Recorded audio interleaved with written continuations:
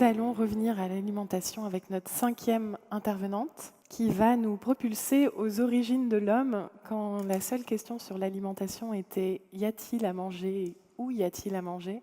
Nous n'avions donc aucune information, aucune étiquette à décrypter et on s'en sortait très bien. Pour nous en parler, j'accueille donc Gillian O'Meara, journaliste pour l'Observatoire des aliments. Bonjour Gillian.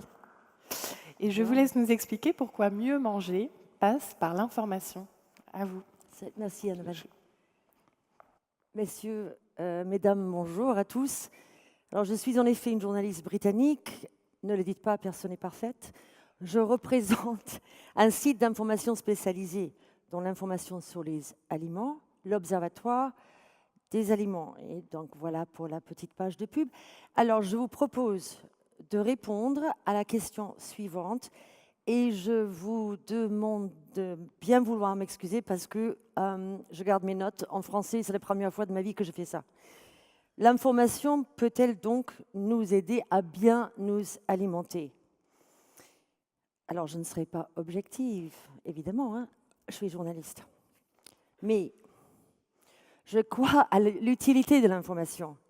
Mais quand même, on peut se demander si une chose aussi simple que manger doit passer par une chose aussi compliquée que s'informer, trier les infos, trouver les bonnes infos et se faire un avis. La réponse n'est pas si évidente. Après tout, l'humanité s'est passée d'informations pendant quelques millénaires. Ceux qui en ont assez de lire les étiquettes dans les rayons de supermarché à n'en plus finir, là je vais rejoindre Karine, ont un argument massu pour se passer d'informations. Les hommes ont très bien vécu, ou presque, sans médias pendant quelques millénaires. En tout cas, ils ont survécu.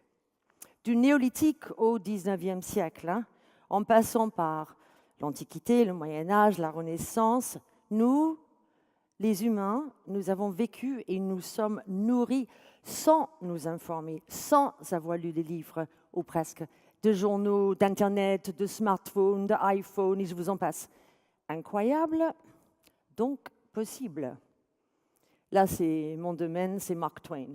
De la même façon que les animaux savent instinctivement ce qu'ils peuvent manger sans danger, l'homme, et la femme quand même, peut reconnaître des aliments toxiques. Il élimine naturellement les aliments amers, les aliments malodorants.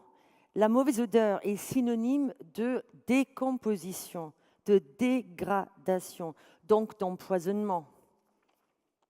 Selon les spécialistes, un tout petit enfant choisirait spontanément les aliments qui conviennent à sa santé. En principe, sur le plan biologique, nous sommes capables de reconnaître les bons aliments. Notre corps nous envoie des signaux qui nous poussent à manger des fruits, de la viande, des sucres, des plantes, et à ne pas se risquer inutilement. En se fondant sur l'instinct, la tradition locale, la connaissance des plantes, l'art de conserver les aliments, pensez à tous les aliments fermentés par exemple. L'homme se débrouillait tant bien que mal, même si, de ci, de là, on avait bien le temps, de temps en temps, quelques intoxications alimentaires, quelques digestions un peu difficiles, mais voilà. Le monde ancien n'existe plus. Depuis le XXe siècle, notre mode de vie, notre environnement et notre alimentation ont été bouleversés par la révolution qu'on connaît tous, industrielle et technique. Pendant des millénaires, pas des années, pendant les millénaires, l'humanité a été confrontée au risque de pénurie alimentaire.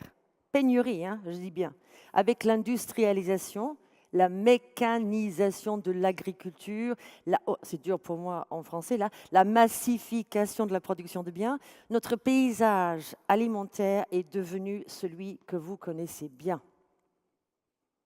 Un énorme caddie, des centaines de mètres de rayons de boîtes de biscuits, de pots de yaourt, de surgelés. Et tutti quanti, on connaît par cœur. Faire ses courses, c'est entrer dans un parc d'attractions. Auchan, ça me fait un peu peur, je suis désolée, mais tout brille, tout attire, mais c'est un peu inquiétant et parfois un peu dangereux. Avant, s'alimenter, c'était trouver à manger. Maintenant, c'est courir d'un magasin à l'autre. Avant, on craignait de ne rien avoir dans son assiette. Maintenant, on a l'angoisse de savoir quoi mettre dans son assiette. La nouveauté, disons depuis la moitié du XXe siècle, ouais, c'est l'industrialisation de l'alimentation et la profusion alimentaire. Vous allez me dire, ce n'est pas vrai partout, je le sais, mais c'est bien sûr le cas pour les pays occidentaux, pour les pays qui se développent bien. Tout est relatif, mais pas pour des régions pauvres et isolées, les pays du Sahel, les villages du Tibet ou du Pérou, ou même, en ce qui me concerne, du Népal. Cette modernisation de l'alimentation s'est accompagnée de certains progrès et de problèmes certains. Au rang des progrès, on a l'hygiène alimentaire. Cette hygiène a permis d'améliorer la santé et de participer à l'amélioration de l'espérance de vie. Mais on a aussi quelques problèmes avec une alimentation moderne et plus qu'abondante. Le big problème, c'est la suralimentation, l'alimentation désordonnée, car désormais, on peut consommer autant de protéines, sucre, graisse, féculents que l'on veut. On peut manger en permanence, du matin au soir, à l'américaine, wow, super. Et à tout moment, dans la rue ou chez soi, en faisant un tour dans son frigo ou en appelant « Allo Pizza, Allo Sushi, Uber Eats ». Je vis à Paris, hein, c'est sans doute pire, mais bon. Autre nouveauté problématique, l'émergence d'aliments hautement transformés, Karine vous en a déjà parlé, davantage transformés que ceux jusqu'ici réalisés par les paysans et les artisans.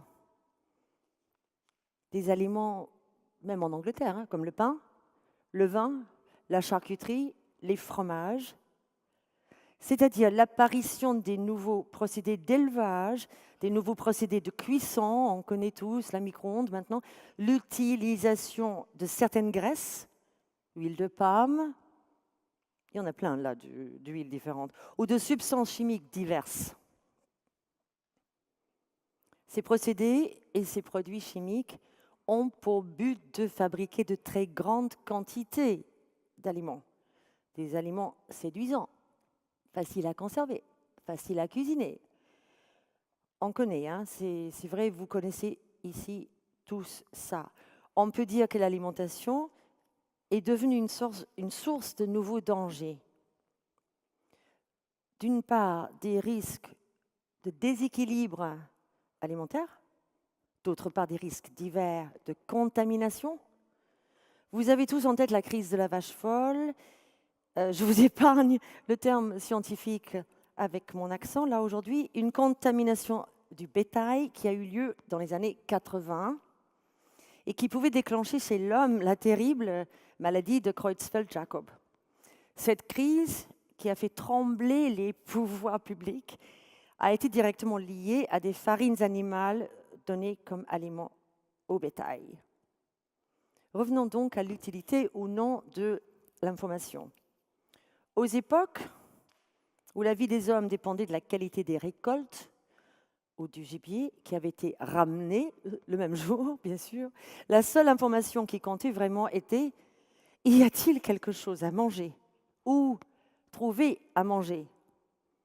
Aujourd'hui, à une époque où nous voulons rester en bonne santé, jusqu'à la fin d'une vie la plus longue possible, qui désormais, l'air de rien, peut approcher le centenaire, sans doute on va y aller encore plus loin, il nous faut comprendre ce que nous mangeons, résister à des tentations multiples et permanentes, équilibrer nos apports nutritifs. C'est à la fois très compliqué et très simple. Pourquoi très compliqué ? Parce que la nutrition est une science récente, donc moderne, et encore en pleine mutation. Ça change tout le temps. Parce que l'information sur l'alimentation est devenue le moyen préféré des grands industriels, des grandes marques, des lobbies, influencer les choix des consommateurs, c'est nous, de promouvoir à outrance tel ou tel produit, telle ou telle catégorie de produits. Mais on peut aussi avoir une conception beaucoup plus sereine, tranquille, de ce que doit être l'information alimentaire. Cette information doit tout simplement rappeler les grands équilibres fondamentaux, nos besoins en nutriments, protéines, lipides, glucides, vous connaissez tout ça par cœur, vous, hein, et en micronutriments, vitamines, minéraux. Nous avons tout simplement besoin de repères, de clignotants, de feux rouges et de feux verts. Heureusement, ça c'est pareil en Angleterre, mais bon, sinon tout est à l'envers, c'est clair. Alors, combien y a-t-il de sel, de sucre, de graisse dans cet aliment? Quelles sont les limites à ne pas dépasser? Est-ce que j'ai mangé assez de fruits aujourd'hui, de légumes frais? Les 5 par jour, moi j'en ai jusque-là déjà. Est-ce que j'ai mangé assez de poissons cette semaine? On a besoin de cette information parce qu'on écoute moins son corps aujourd'hui. On est moins attentif. Et parce que l'offre alimentaire tourbillonne autour de nous et nous fait faire un peu n'importe quoi, de la même façon que nous avons besoin d'organiser des activités physiques, du sport, de la danse, du jogging, parce que nous sommes sédentaires, il faut qu'on bouge. De la même façon, nous avons besoin de penser notre alimentation parce que nous risquons à tout moment de manger trop ou mal. Je ne vous donne pas les chiffres sur l'obésité, vous connaissez mieux que moi. Manger de façon équilibrée et saine, ce n'est pas si compliqué que ça, hein. Cela passe par un peu de culture, un peu de curiosité. Cela passe par une information claire et pertinente. Bref, je ne peux pas le dire, mais cela se passe par la lecture de notre site d'information. Il va de soi. Je vous avais prévenu en début de ce propos, il ne fallait pas demander à une journaliste si l'information était utile ou non.